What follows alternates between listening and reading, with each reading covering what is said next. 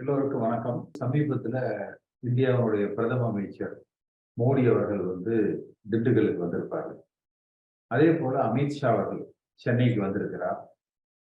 சட்டமன்றத்துல ஓபிஎஸ் அருகில் அமர மாட்டேன் என்று சொன்ன எடப்பாடி பழனிசாமி, ஓபிஎஸ் 2 பேரும் இணைந்து நின்று பிரதம அமைச்சர் மோடியை வரவேற்றிருக்கிறாங்க. அதற்கு பிறகு அமித்ஷா அவர்கள் தமிழ்நாட்டுல அரசியல் வெற்றிடம் ஏற்பட்டிருக்கிறது, அந்த இடத்தை பாஜக நிரப்ப வேண்டும் என்று அவங்க கட்சியினருக்கு உத்தரவிட்டிருக்கிறார். அப்ப அவர் அதிமுக ஒரு கட்சியாவே நினைக்கலையா, இபிஎஸ் ஓபிஎஸ் ஒரு தலைவர்களாகவே அவர் பார்க்கவில்லை என்பதுதான் இதிலிருந்து நம்மால தெரிஞ்சுக்க முடிகிற விஷயம். அப்ப அவர் அது மாதிரியான ஒரு உத்தரவிட்டிருக்கிறார். வெளியில வரக்கூடிய கசிகிற செய்திகள் என்பது பிஜேபியோடு ஓபிஎஸ்ஐ இணைத்து ஓபிஎஸ், டிடிவி போன்றவர்கள் எல்லாம் பிஜேபியில தாமரை சின்னத்தில் அவர்கள் போட்டியிடட்டும் என்று அவர்களை பிஜேபியில எடப்பாடி பழனிசாமியை சேர்த்து விடுறாரு. எடப்பாடி பழனிசாமி பிஜேபியோட அலையன்ஸ் கூட்டணி, இந்த வகையில தான் அவர்கள் இதை கட்டமைக்க நினைக்கிறாங்க. இது அதிமுக வளர்ச்சிக்கு நல்லதா? அப்ப இது பாஜகவுக்கு அதிமுகவை ஒரு அடிமைப்படுத்துகிற ஒரு செயல். அதே போல சமீபத்தில் நடந்த அந்த இட ஒதுக்கீடு பார்த்தீங்கன்னா, அதுலயும் அம்மாவுடைய புரட்சி தலைவர் எம்ஜிஆருடைய நிலைப்பாடுகளுக்கு விரோதமாக பாஜகவினுடைய நிலைப்பாட்டை இபிஎஸ் ஓபிஎஸ் எடுக்கிறாங்க. அதிமுகவுக்கு என்ன நிலைப்பாடு என்றே பேசுவதற்கு கூட யாரும் தயாரா இல்லை. அப்ப அந்த அளவுல அதிமுக அந்த திராவிட பாதையிலிருந்து விலகி புரட்சி தலைவர் எம்ஜிஆர், அம்மா இவங்க அந்த வழிகள்ல கொள்கைகள்ல இருந்து விலகி இன்றைக்கு சென்று கொண்டு இருக்கிறது. இது அதிமுகவை இதனுடைய எதிர்காலத்துக்கு நல்லதா அதிமுகவுக்குன்னா நிச்சயமாக இல்லை. பாரதிய ஜனதா கட்சி என்ன நினைக்குது, கொஞ்சம் கொஞ்சமா வளர நினைக்கிறார்கள். அவர்கள் வருகிற இந்த ஒரு நாடாளுமன்ற தேர்தலில் மட்டும்தான் கொஞ்சம் முன்ன பின்ன அனுசரிச்சு அதிமுகவோட இருப்பாங்க. அதற்கு அடுத்த சட்டமன்ற தேர்தலில் குறைந்தபட்ச துணை முதலமைச்சர் பதவியாவது அவர்கள் பெற முயற்சிப்பாங்க. அதற்கு பிறகு தனித்து நின்று பிஜேபி தலைமையில் அரசியல் நடத்தத்தான், கூட்டணி அமைக்கத்தான் அவர்கள் விரும்புவாங்க. அதே மாதிரி பாத்தீங்கன்னா திமுகவும் இன்றைக்கு தமிழ்நாட்டு அரசியல்ல அதிமுகவை ஓரம் கட்டிவிட்டு பிஜேபிக்கும் திமுகவுக்கும் உண்டான களமாக மாற்ற நினைக்கிறாங்க. அப்படி அது திராவிடம், இந்துத்துவம் என்கிற அந்த கொள்கை சித்தாந்தம், அந்த அடிப்படையில அவர்கள் அதை அரசியலை கட்டமைக்க நினைக்கிறாங்க. அப்ப எங்கோ அதிமுக தன்னுடைய அடையாளத்தை இழந்து கொண்டு இருக்கிறதா, தன்னுடைய வலிமையை, தொண்டர் பலத்தை, வாக்கு வங்கியை சிதறடிக்கிறதா? இத நம்ம சரியான திசையில இந்த இயக்கத்தை புரட்சி தலைவர் எம்ஜிஆர், அம்மா அவர்கள் இன்றைக்கு நம்மோடு இல்லாம இருக்கலாம். ஆனால் அவர்கள் வகுத்து தந்த கொள்கைகள்ல, வழிகளில், பாதைகளில் இந்த இயக்கத்தை வழிநடத்தினாலே இன்னும் 50 ஆண்டுகளுக்கு 100 ஆண்டுகளுக்கு அதிமுக ஆளுகிற கட்சியாக இருக்கும். மிகப்பெரிய தொண்டர் பலத்தையும் வாக்கு வங்கியையும் கொண்ட இந்த கட்சி 2 சுயநலவாதிகள், ஓபிஎஸ், இபிஎஸ், சசிகலா, தினகரன், இந்த 4 பேரால் இந்த இயக்கம் சீரழிக்கப்படுகிறது. பாரதிய ஜனதா கட்சி அதிமுகவை அழிக்க துடிக்கிறது. இதுல இருந்து இந்த இயக்கத்தை மீட்டு எம்ஜிஆர் வழியில், அம்மா வழியில் இந்த இயக்கம் பயணிக்க வேண்டும்.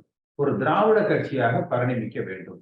பாஜகவையும் எப்படி அம்மா மோடியா லேடியான்னு சொன்னாங்களோ, அதுபோல நம்ம பாரதிய ஜனதா கட்சியையும் எதிர்த்து நின்று திராவிட முன்னேற்ற கழகம் அவர்கள் நமக்கு ஒரு என்றென்றைக்கும் ஒரு எதிர் திசையில இருக்கிறவங்க, எதிர் அரசியலுக்கு இருக்கிறவங்க, அவர்களையும் களத்துல வீழ்த்தி திமுகவையும் ஜெயிச்சு பிஜேபியையும் ஜெயிச்சு எப்படி 2014 அம்மா அவர்கள் மோடியா லேடியான்னு 37 இடத்துல வெற்றி பெற்றார்களோ, அதே போல எப்படி 2016 பிஜேபி கூட்டணி, திமுக கூட்டணி இரண்டையும் எதிர்த்து வெற்றி கண்டார்களோ, அந்த வழியில இந்த இயக்கத்தை நம்ம கொண்டு போகணும். இதுக்கு என்ன செய்யலாம், எப்படி செய்யலாம், நம்ம என்ன நிலைப்பாடு எடுக்கலாம், இது எது செஞ்சா இந்த இயக்கம் வலிமையானதாக இருக்கும், இதுல இருக்கிற தொண்டர்களுக்கு எது பாதுகாப்பா இருக்கும், வாக்கு வங்கியை தக்க வைத்துக் கொள்வது எப்படி? பெண்களுக்கு பஸ்ல இலவசம் சொல்லிட்டு ஆண்களுக்கு உண்டான பஸ் டிக்கெட் விலையை ஏத்திட்டாங்க. பொங்கல்ல வந்து இவங்க அந்த பொங்கல் பரிசுல ஊழல் பண்ணி இருக்கிறாங்க. அந்த பொருட்கள் தரம் குறைஞ்சதா இருந்தது. அதுக்கப்புறம் தான் அதை வந்து ஒரு பெரிய பிரச்சனையா நம்ம அதை வந்து பெருசாச்சு. தமிழ்நாடு முழுக்க அந்த கருத்து அதிமுக தொண்டர்கள் என்ன நினைக்கிறாங்க? பிஜேபி வேணும்னு நினைக்கிறாங்களா? பிஜேபி வேண்டாம்னு நினைக்கிறாங்களா? திமுகவை எந்த அளவுக்கு இன்னும் அந்த எதிர்ப்பு உணர்வு இருக்குதா? தனித்து நின்று கட்சி ஒன்றுபடுத்தணும்னு நினைக்கிறாங்களா? இல்ல பிரிச்சு ஓபிஎஸ் வெளியேற்றணும்னு இபிஎஸ் வெளியேற்றணும்னு ஓபிஎஸ், 2 பேரையும் வெளியேற்றணும்னு தினகரனோ, மொத்தமா காலி பண்ணணும்னு பாஜகவும், இந்த சதுரங்க ஆட்டத்துல அதிமுகவை எப்படி காப்பாற்றி வெளியில கொண்டு வந்து எம்ஜிஆர் காலம் போல், அம்மா காலம் போல் ஒரு வலிமையான அதிமுகவை இந்த தொண்டர்கள் உருவாக்க போறாங்க அப்படிங்கிறது எல்லோருமே வந்து கவனிச்சுக்கிட்டு இருக்கிறாங்க. நான் வந்து 2 பேரோட ரொம்ப நெருங்கி பழகி இருக்கிறேன். பல இதுக்கு முன்னாடி நடந்த இணைப்பையே நான் தானே 2 பேருக்கு பேசி இணைச்சு வச்சேன். அதாவது இவங்க 2 பேரும் அவ்வளவு சீக்கிரம் நீ இணைய மாட்டாங்க. அப்படி இணையறதுக்கு பாஜக விடாது. புரட்சி தலைவர் எம்ஜிஆர் மறைவுக்கு பிறகு பாத்தீங்கன்னா அன்னைக்கு ஆர்எம்பி, பொன்னையன், பண்ருட்டி ராமச்சந்திரன், PH பாண்டியன் இவங்கெல்லாம் பாத்தீங்கன்னா பெரிய இருந்தாங்க. ஆனா அந்த 89ல திமுக ஆட்சிக்கு வந்துருச்சுன்னு உடனே தொண்டர்கள் தான் கணக்கிட்டு இந்த கட்சி ஒன்னா இருக்கணும் அப்படிங்கிற ஒரு முடிவுக்கு வந்து இணைச்சாங்க. அன்னைக்கு PH பாண்டியன் வரல, ஆர்.எம். வீரப்பன் வரல, பொன்னையன் வரல. அப்ப தொண்டர்கள் ஒரு முடிவு எடுத்து எங்களுக்கு இபிஎஸ் வேண்டாம், ஓபிஎஸ் வேண்டாயா, நாங்களா எங்களுக்குள்ள தொண்டர்களால ஒரு தலைமையை நிறுத்தி கட்சியை நாங்க எம்ஜிஆர் வழியில நடத்துறோம்னு களமிறங்கினாங்கன்னா ஆட்டோமேட்டிக்கா அவங்க எல்லாம் பின்னாடி ஒடியாந்துருவாங்க. அப்படி இல்லாம இவங்களையே இபிஎஸ் ஓபிஎஸ் மாறி மாறி 4 பேர் இபிஎஸ் 3 பேர் ஓபிஎஸ் இவங்களுக்குள்ள ஒருத்தர் தான் இப்படியே போயிட்டு இருந்தோம்னா இதுக்கு ஒரு விடையே வராது, கட்சி பிளவுதான் போகும். ஆனா பாஜக கூடாது, எங்களுக்கு பிஜேபி வேண்டாங்க, ஓபிஎஸ் வேண்டாங்க, இபிஎஸ் வேண்டாங்க, நாங்க எம்ஜிஆர் வழியில தொண்டர்களே வச்சு ஒரு தலைமையை தேர்ந்தெடுத்து நாங்க நடத்திட்டு போறோங்க, யார் போய் பிஜேபியோட சேர்ந்தாலும் நாங்க ஏத்துக்க மாட்டோம்ங்க, நாங்க தனிச்சு அம்மா காலத்துல மோடியா லேடியா மாதிரி நாங்க எங்க பலத்தை காட்டுறோங்க அப்படின்னு களத்துல இறங்கி நின்னோம்னால் அப்பதான் 2026ல அதிமுக ஆட்சி அமையும். இவங்க எல்லாருமே நம்ம பின்னாடி ஒடியாந்துருவாங்க. அதாவது தொண்டர்கள் பின்னாடி தொண்டர்கள் எடுக்கிற முடிவுக்கு ஒடியாந்துருவாங்க. சாதி ரீதியாக அதிமுக இன்னைக்கு பிளவுபட்டிருக்கு, அது முழுக்க உண்மை. அப்ப இதுக்கு பின்னணியில் இருக்கிறதே பாஜக தான். சாதி மதம் இந்த மாதிரி பிரிச்சு பிரிச்சு அரசியல் நடத்தி அவங்களே ஒண்ணுக்கு உள்ள பிரிச்சு பிரிச்சு பிரிச்சு பிரிச்சு அதிமுகவை பிளக்குறாங்க. அப்ப நம்ம என்ன செய்யணும்னா சாதிக்கும் மதத்துக்கும் அப்பாற்பட்ட அதிமுக. இப்ப எம்ஜிஆர் சாதி பார்த்தா கட்சி நடத்தினாரு, அம்மா சாதி பார்த்து நடத்தினாங்களா? அப்படி இல்ல. அதே போல இந்த லஞ்சம் ஊழல் இன்னைக்கு பாத்தீங்கன்னா வேலுமணி, தங்கமணி எவனெல்லாம் அதிகமா ஊழல் பண்ணானோ அவனெல்லாம் தான் முன்னணி தலைவர். அந்த மாதிரி ஒரு அரசியல் ட்ரெண்டை வந்து கொண்டு போறாங்க. இது அதிமுக கொள்கைகள் வந்து அல்ல. அப்ப நீங்க சொன்னீங்க இல்லையா, கட்சிக்கு தான் ஓட்டு இருக்கு, ரெட்டலை சின்னம் அதிமுகவுக்குன்னு தான் அந்த ஓட்டு விழும் அப்படின்னு. இதுக்கு என்ன ஒரே வழினா மாவட்டம் தோறும் மண்டலம் தோறும் அதிமுக தொண்டர்கள் ஒன்று கூடி இதுதான் எங்க முடிவு. இப்ப வட மாவட்டங்கள் எல்லாம் சேர்த்து ஒரு 1 லட்சம் பேர் திரண்டு ஒரு கூட்டம், தென் மாவட்டங்கள்ல 1, கிழக்கு மாவட்டங்கள் டெல்டால 1, மேற்கு மாவட்டங்கள்ல 1 அப்படின்னா பிஜேபி பயப்படும். அப்ப நம்ம என்ன சொல்லணும்? புரட்சி தலைவர் எம்ஜிஆர் காலத்துல என்ன முடிவு எடுத்தாரு? நீ மத்தியில காங்கிரஸ் ஆட்சியா, காங்கிரசுக்கு ஆதரவு, மொரார்ஜி தேசாய் ஆட்சியா, அவருக்கு ஆதரவு, சரண் சிங் ஆட்சியா, அவருக்கு ஆதரவு.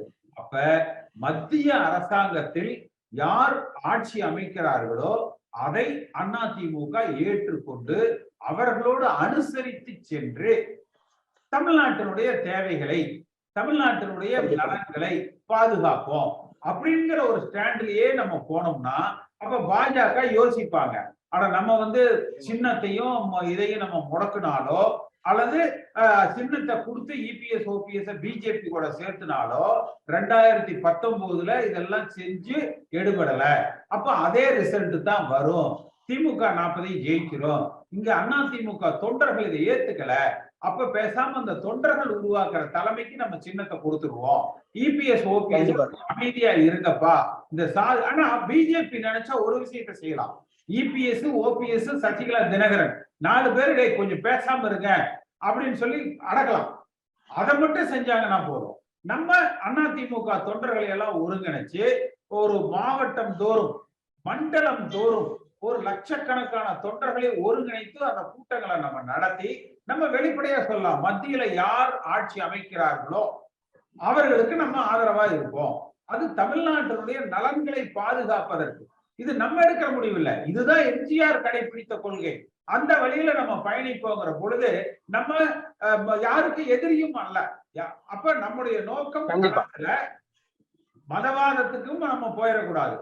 அதே சமயத்துல திமுகவையும் கடுமையாக எதிர்க்கணும், 40ஐயும் நம்ம வென்றெடுக்கணும். அந்த வழியில நம்ம பயணிக்கலாம். முதல்ல அம்மா இருக்கையில மத்திய அரசாங்கத்துல இருக்கிறவங்க இங்க பார்ப்பாங்க, இல்ல கட்சி தலைமையகத்துக்காக வந்து.